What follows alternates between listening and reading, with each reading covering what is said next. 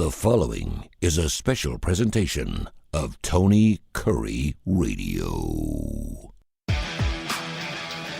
Keefer, Tony Kurre, another week of the show that everybody can't live without. It is Keefer and Kurre, and I'm excited to be here today. Tony, I just want to tell you that this was an extraordinary weekend for me. I'm proud to say on this Monday that I'm actually feeling pretty good. I was pretty wiped out by last evening. The weekend started. My radio partner for the last 10 years, who kind of started this current edition of different programming and things that has culminated with the crown jewel of our empire right now, the starting lineup, which is a show that Tony and I began a little bit right before football season last year. Almost a year, dude. And we're going. Yeah, it's been a year and 2 months, so we're going strong. The show is gaining momentum. I think it's getting better and better, and we're in a great spot on ABC 3340. If you have not seen it, we're on at 10:30. The first kickoff is at 11 o'clock. The first game this week was Kentucky and Ole Miss. Kentucky was my best bet of the week, and I didn't need 18 stinking points. They won outright, Tony. That should have been your dog. So that was a good start. Yeah, it should have been your dog. And then you had all. Yeah. Then you had Auburn next in the afternoon window against Oklahoma. And at night, maybe the best game, the most talked about game for years to come, the Alabama-Georgia game. So we're in a great spot. And I'd kind of like to talk about my weekend this week. How was yours? Well, before you did your last show, need to know you and I were in two totally different spots during that miraculous finish. I was on the long side of I-85 holding up my phone so I wouldn't get hit by a car watching the Alabama game on ESPN Plus on my son's phone because we were walking back from the Clemson-Stanford game. You were, of course, in a nice suite and being taken care of and hanging out with Donald and Kid Rock. We didn't quite get that far, but we were eating Donald's popcorn is what you were doing. So yeah, but man, I don't think the words instant classic do this game enough credit. I really don't. We're in the stadium and I'm looking down my phone and I see it's Bama 28-zip. And of course, and I hate this, when you go to other stadiums, they had to tell these scores because Tennessee people, the people up there in Clemson or Tennessee, wherever you're watching a ball game, would have gone crazy. And of course, their scoreboard was behind by about 30 minutes. And so when they finally showed the score, and I think at that point it was like 30-7 or something like that. I mean, the crowd went crazy. That was halftime. The crowd went crazy at Clemson. They were like, whoa, and everyone was talking about it. So we're walking back and I said, can you imagine seeing that score of 28-0 or 30-7? And then you get home and see Georgia up 34-33, you'd go, it's impossible. I mean, it's impossible, right? But that's why Kirby Smart is won 2 national titles, why he's so good, and why this rivalry will never go. You normally when you're 1-6 against somebody, you can't call it a rivalry, but this is a rivalry, and it's unbelievable how it's Duke, North Carolina for me. Every time these two teams play, it's lights out, one of the best games of the year. For me, the experience was surreal for so many reasons. I went to the game with Terry Quillian, my partner, who's a Georgia. And she's got red and black DNA from her little toe to the top of her head. 2 buildings on the campus of the University of Georgia are named after both sides of her family, one on her dad's side and the other one from her mother's. One of the most prominent buildings on campus is Terrell Hall, which was her mother's family maiden name. So Terry went to UGA. She was an honors cum laude graduate. Terry is the prototypical, and she loves SEC football. She lives and dies for Georgia. So I'm sitting next to Terry, and on the other side of me is my son Clayton, who, as an Alabama graduate, who went to Tuscaloosa and fell in love with the whole experience and stayed down there for 6 years, Tony, and spent a little bit more of my money than I anticipated. But the bottom line is Clayton is a diehard, adamant Alabama fan. And I grew up in Atlanta, followed Georgia, have always rooted for Georgia. But of course, with my son going to Alabama, I've got strong Alabama allegiance as well. So for me, I didn't wear a Georgia shirt or hat. I didn't wear an Alabama shirt or hat. I ordered and wore an SEC polo shirt for the game. You dog. Yeah. So I was going to just experience the game and watch their highs and lows. And let me tell you, as that game unfolded, Georgia botched the opening kickoff, let Alabama, the guy didn't get it in the end zone. The kid ran it out to midfield to start the game. Then after Alabama scored, they kicked off to Georgia, who fumbled the ball inside the 5. So Georgia started their first drive at the 3. You can't start a football game worse than that. No. The kickoff now is such a routine touchback, and Georgia managed to completely screw it up on both ends. So that was the unusual. Right away, you said, this is going to be weird. Yeah. And Alabama coaches, and for Terry Quillian to say this, Kalen DeBoer had 2 weeks, Kirby Smart had 2 weeks. Kalen DeBoer put in so many wrinkles that they had not shown in their opening couple games. They had all these weird motions and different routes, and Jalen Milroe was a designed runner, which they last year under Saban, they were trying to get him to stop doing that. Scramble, okay, but they didn't call hardly, I guess, to preserve him and make sure they didn't go the Tua route of a couple of years ago. Jalen Milroe on the first couple drives was a devastating ball carrier, designed runs. I mean, he just and Georgia just wasn't prepared for that. They were wanting to keep him in the pocket, and before they could blink, he was around the corner. So it was a disaster for Georgia. They continue to shoot themselves in the foot. Carson Beck had one of his what turned out to be 5 turnovers, 4 interceptions, and a fumble loss. Alabama never committed a turnover in the game, which also makes it remarkable that it was that close. But the bottom line is, right before halftime, it's 28-0. My son is jubilant. Terry is almost comatose. I mean, she's just so devastated. She can't believe what she's seeing. This team has won 42 regular season games in a row. So I'm feeling really bad for Terry. You know, I'm kind of glad for Clayt, but Clayt's girlfriend was with us, Brooke, who's a magnificent young lady, Brooke Houston, who's an accountant, and she's an Alabama graduate too. And she says, she looked at me and said, "Are you not having a good time?" And I said, "Well, the game's not going exactly. I wanted to see a classic game. I wanted to see the ultimate great game. I'm here with people I love. I don't want to see anybody miserable." And poor Terry. But Tony, it was such an amazing thing, because before the game, some people had stopped her and said, "You're that girl on TV." And then we went down and kind of walked around in the corridor, and we had access to the stadium club, and we went in there right before the end of the half, because she just needed to get out of the stadium for a minute because of how things were going. And she was so despondent that in that 15 minutes, it was unbelievable.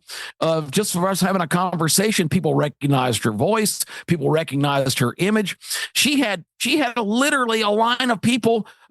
One guy came and goes, "I know you're somebody. You're the girl on the radio." She does have a look. I mean, she dresses a certain way. She's hard to miss, only because she's soaking wet, about 82 pounds, but she's very attractive. Tiny. She wears really cool looking clothes. And so when you see her, she looks like someone special, and she is.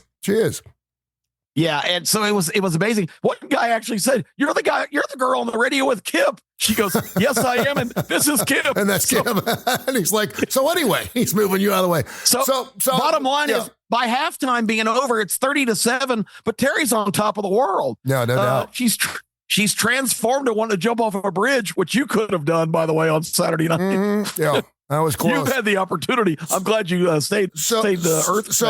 But the bottom line is, so by the time we go back up for the third quarter, and I've tried to pump her up and say, well, years ago, the Houston Oilers led the Buffalo Bills 34-0 at halftime, and they came back and won 35-34 at when it was all said and done.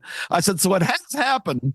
And, I'm just trying to console her. Georgia goes right down, scores, goes for 2. It's 30-15. Then nothing really happens, Tony, for the rest of the third quarter. And in the fourth quarter, all hell breaks loose. Alabama can't cover anybody. Georgia burns them time after time, and Alabama is being stopped now. Next thing you know, I said, gosh, one more score, Terry. They're within 5 points. Georgia scores 3.5 for Alabama.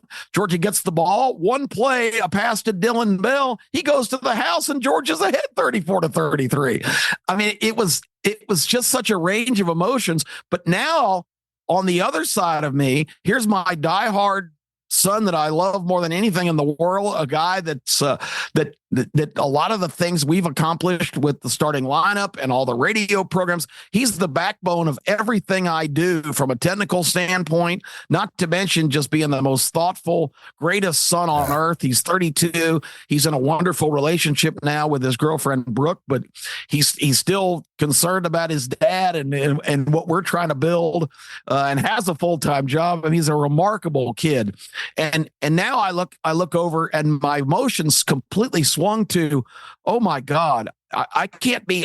I'm happy for Terry and I'm happy for me because, I'm more of a Georgia fan just from my lifetime, although I was kind of indifferent. Either I just wanted to see a great game. Yeah. So my objective was already achieved, but I'm looking at Clayton and all of a sudden my heart's sunk and I go, this is going to be devastating for him if Alabama loses this game and blows a 30-7 and a 28-0 lead.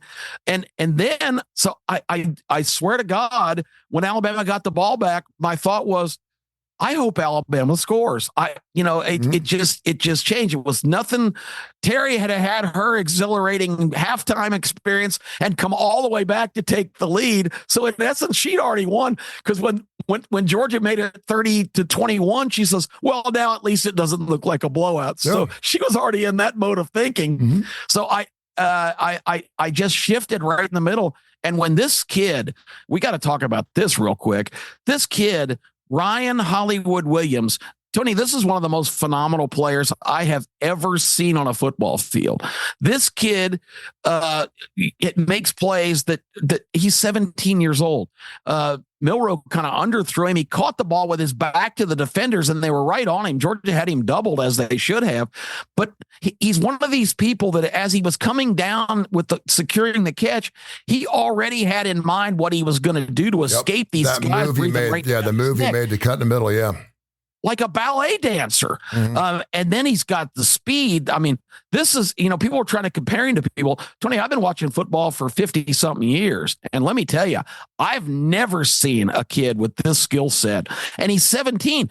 Do you realize if he continues to do this, that at the Heisman Trophy ceremony, he doesn't turn 18 till February. They might hand a 17-year-old the Heisman Trophy. It's crazy. I was sitting there with him, and I mentioned the fact that we were watching it on a cell phone while I was crossing a bridge off the interstate, and we got back to my son's condo, the room, and I said, he turns 20 in a couple of weeks. I said, can you imagine 2 years ago you being this kid catching that ball in front of 100,000 screaming fans at Bryant-Denny, you're being adored by I said, can you imagine? I said, look at you.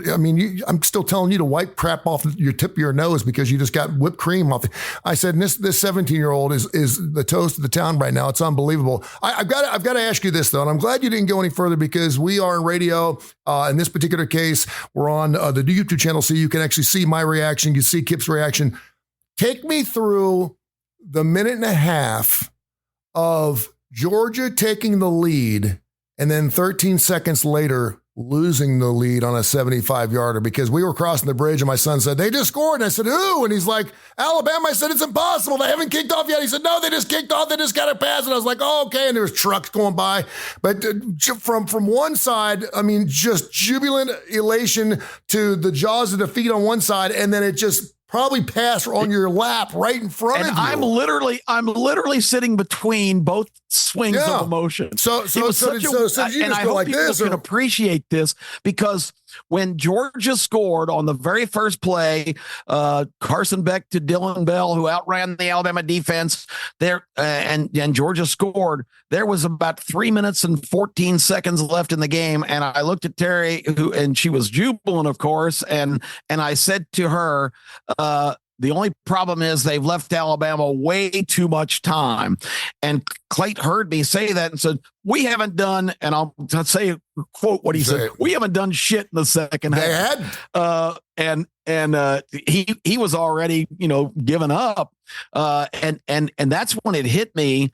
I didn't want my son to live with the remembrance of blowing this massive lead on the biggest stage possible in front of the president and 100,000 Alabama fans. Now, I will give Alabama fans a huge credit here. A lot of fan bases would have been despondent, and they revved up the noise even more because they've seen this team enough where they knew with 3 minutes left in the game they weren't dead.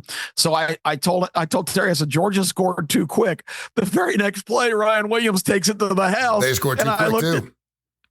I looked at Terry again and I said, Georgia's got 2 minutes and 40 seconds. They got plenty of time. And I looked at Clayton and said, Alabama scored too quick.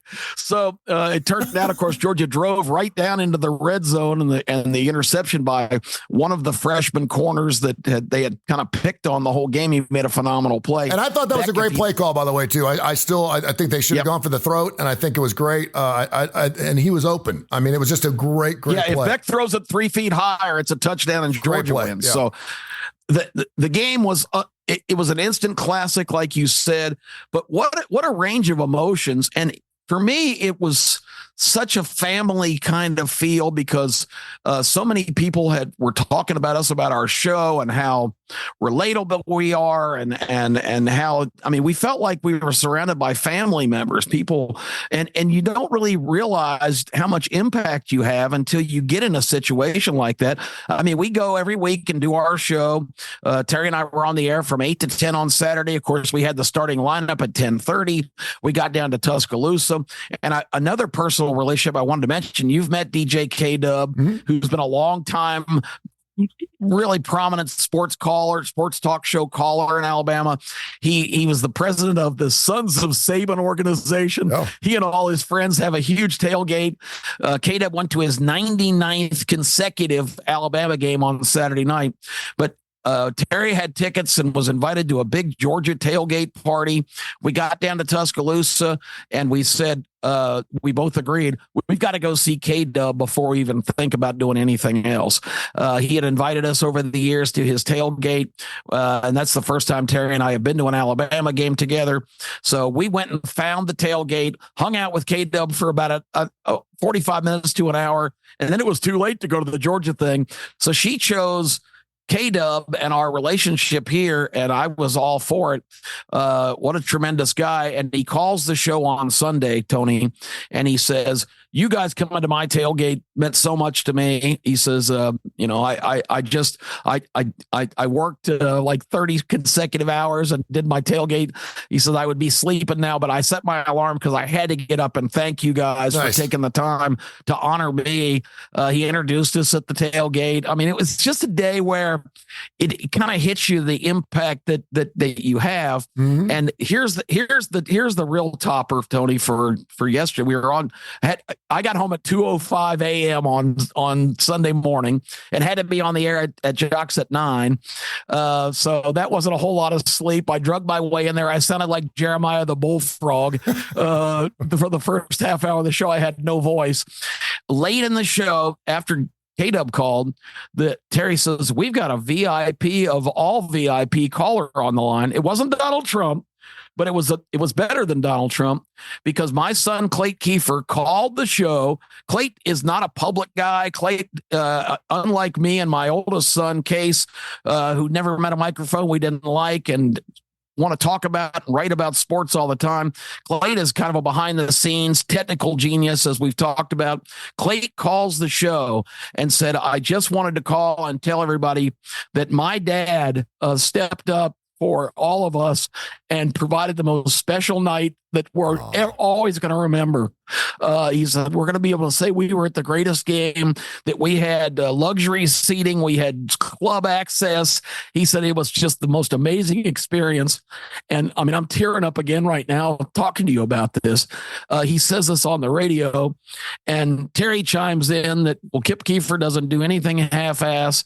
If he says he's going to come through with something, he does it, and it's times 10. Tony, it was the most gratifying moment I think I've ever had.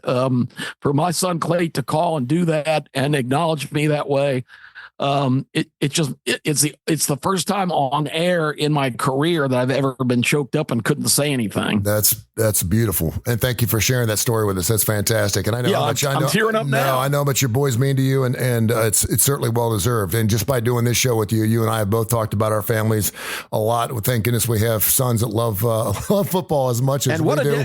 And we got to give Tony Kurre a plug here. What a dad you are! Well, on the night of the biggest game of the year, your son is at Clemson. Hey, come up and watch Clemson Stanford. Yeah. Okay. I was doing it. Listen, I played a golf tournament for Striker Strong on Friday, which by the way was great. And we had over 500 golfers out of Bentbrook. It was just a fantastic thing. I ended up playing with Mick Gillespie and Jacob Coker, and we had a great time.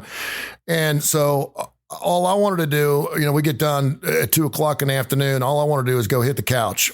And I was looking at the radar, and I was praying that hurricane was just dropping a buttload of rain over my track. And I was like, so I called Mickey Ferguson up at Fox 6. I said, tell me that the weather's really nasty on the way to Columbia or to South Carolina. He said, no, actually, it's really clear. If you leave right now, you can make it up there with no rain. I was like, and I knew so I called my son. Listen, so I said, I'm on the way, dude. I said, I'm going to be good to go.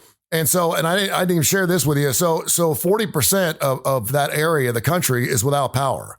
And so I'm calling hotels. Well, it's hard to get a hotel in Clemson, South Carolina, regardless of what the situation is on a Saturday when the team's down. Day. So I could not find a hotel. One of the reasons they weren't answering the phones because there was no power.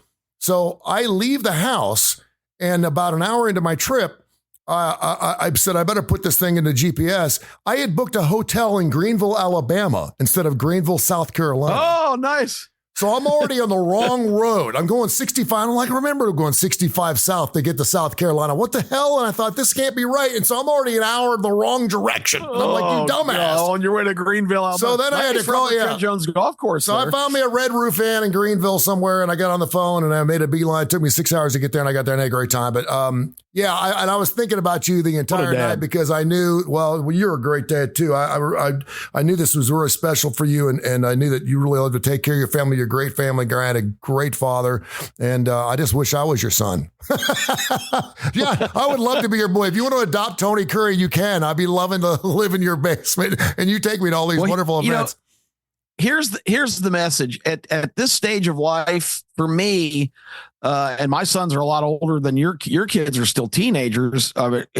And that's amazing. Mm-hmm. I would love to go back and live that experience again. My sons are both in their 30s now, and for me at this stage, the best thing I can do to utilize my time that I have left is to create as many extraordinary moments for the people I love that I can. Yep. And that can be a tiny gesture, that can be a grandiose gesture. And I know you're built the same way.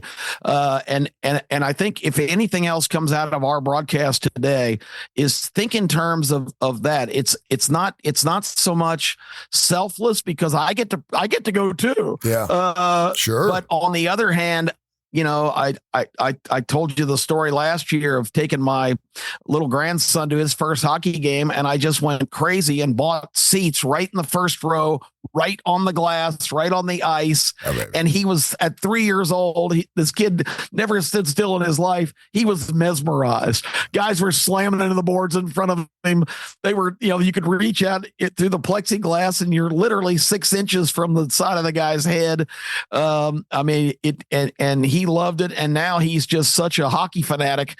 It's those little things, and it costs some money, but at the end of the day, what difference does it make? Yeah. Make it happen, make memories, make things that are going to be things that people talk about and remember all their lives. And there's nothing better in life right now than to deliver a perfect experience for people you love. 5 years ago, I sat around a table outside in Westchester, Ohio. I was sitting with my 2 brothers and my sister and my father. My father was sitting down to let us know that his cancer had come back and then he was going to be gone in about 3 months.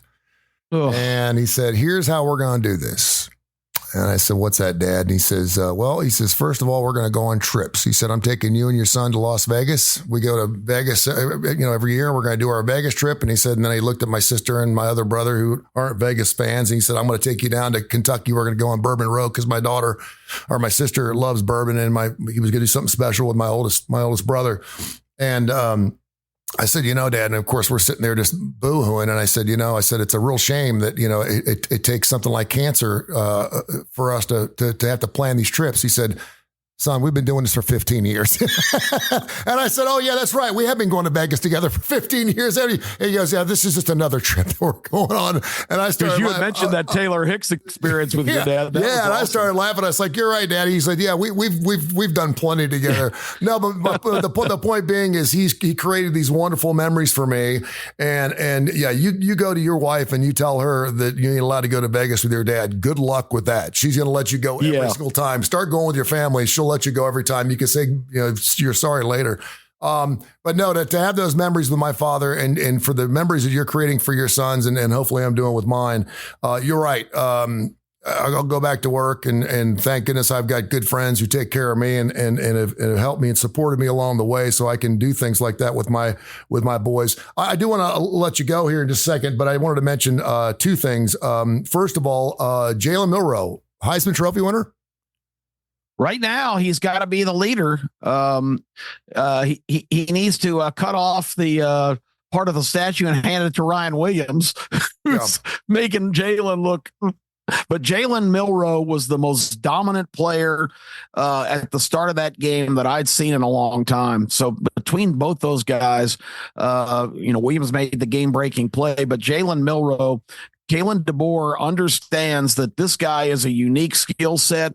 Not to throw Tommy Rees or Nick Saban, of course, under the bus, but I think they were trying to make him a little bit more of a conventional quarterback, and with a unbelievable, unlimited talent that he has, that's doing him a disservice. You've got to let him play his total game, and he was Milroe unleashed on those first couple of drives on Saturday night. And in big games, to have that weapon on top of everything else that you have, because the Alabama defense, despite the fact that everybody has tried to convince themselves that they're an elite unit, I think they've got vulnerability, as Georgia finally figured out in the second half. But this is an elite couple of skill players, and the offensive line played pretty well to let them kind of do what they wanted to do most of the game. So yes, right now, Jalen Milroe would be the runaway winner. All right. And your final question. And let's remember Coach Norrell just came off an undefeated season at FSU. Trent Dilfer, Hugh Freeze, Coach Norrell. How many do we have left at the end of this football season? Do all three keep their jobs? Do two keep their jobs? Do one keep their jobs? Are we looking at all three being replaced? What are we seeing right now? And again, listen, it's a long season, and I'm rooting for Hugh Freeze, and I'm rooting for Trent Dilfer. I do a show with him every week. I love that guy. I know there were some things afterwards, and I can't imagine. I mean, they just got drubbed by SMU, FSU. Just got beat by SMU. I mean, drubbed by SMU. And I can't believe we're talking about putting him on the hot seat after they were just undefeated last season. Your thoughts? SMU beat Florida State for their fourth loss in 5 games. FSU has lost to Georgia Tech, Boston College, Memphis, and SMU. They have not been losing to Notre Dame or Georgia or Alabama or Tennessee. They have lost to mediocre, kind of middling teams. They did beat California by 3 points for their only win. Tony, this team was number 10 in the AP poll to start the season. They are now 1-4. This is a team that spent multi-millions of dollars in the offseason to try to restock their shelves, and they are the cautionary tale right now for a program that thinks they can buy their way to success in college football, because this is a mercenary team. These guys have taken their money and they are getting pushed around by middling schools, and it is an astounding situation. They're thrown in the towel. They're not playing anymore, period. I mean, they're not playing. They're trying to get the coach fired is what they're trying to do at this point. He's lost exactly. Yeah. And you've got the same thing with Hugh Freeze, who week after week talks about, well, we're coaching as hard as we can, but the players I guess we need to do more. So, basically when Kirby Smart says that was my fault in the first half, we were not prepared, that is 100% on me. Some people would think Hugh Freeze is saying the same thing, but he's not. Hugh Freeze is saying we're doing the best we can. The players just aren't picking it up. So he is basically saying it's the players, it's not us. We're coaching them as hard as we can. So what does that tell you? If you're a player trying to save his job, and what Hugh Freeze has probably done now, because those guys played their hearts out against Oklahoma and let the game get away, but he's got to be right on the verge of losing that locker room completely. And once that happens, which has already happened at Florida State, it's all over. Well, you said if Auburn lost this football game, they're going to win what, 4 games, 5 games, tops? Yeah, I mean, remember they were talking about going 5-0 with these 5 straight home games. They went 2-3. They beat New Mexico and Alabama A&M. Now, Tony, the next 3 weeks. Well, and this is interesting. Guess where Auburn goes this Saturday? Yeah, I know, right? Athens, Georgia. Do you think they're going to get a warm reception there? I think they're going to be a little pissed off, don't you think? Yeah, the last time Georgia lost to Alabama, they beat Florida State 66-3 in the Orange Bowl. And by the way, Georgia's lost 3 games since 2021. They're all Alabama. That's incredible. All to Alabama. And Alabama fans were saying, "Who's your daddy?" throughout the game. And everybody said, well, it's just Kirby against Saban. This is against DeBoer. But Kirby does have an Alabama problem. There's no two ways about it. But after Georgia, then Auburn has to go to Missouri on the road. And then a game that everybody was calling a toss-up or even favoring Auburn a little bit before the season. They're at Lexington, Kentucky the next week. So they're the next 3 weeks, Georgia, Missouri, Kentucky. Tony, I'm sorry. They're going to be 2-6 after week 8. I hope you're wrong, because I love to see our state schools go well. And with that being said, I got a boogie, because I've got another show called The Inferno with one Trent Dilfer. Then I'm going to go meet him in about 30 minutes. And that should be an interesting show, because he's feeling a little heat, too, on his seat in his second year at UAB. So we'll see what happens. Hopefully we'll get a big fat winner this weekend as they take on Tulane. Brother, I got to fly, man. I love you. Great stories. Thank you for sharing this with me. And I can't wait to see you on Saturday morning for ABC's Starting Over, Starting Alive, and starting to come back with a starting lineup. I love it. Another family show, and we love doing it. This has been a special presentation of Tony Curry Radio.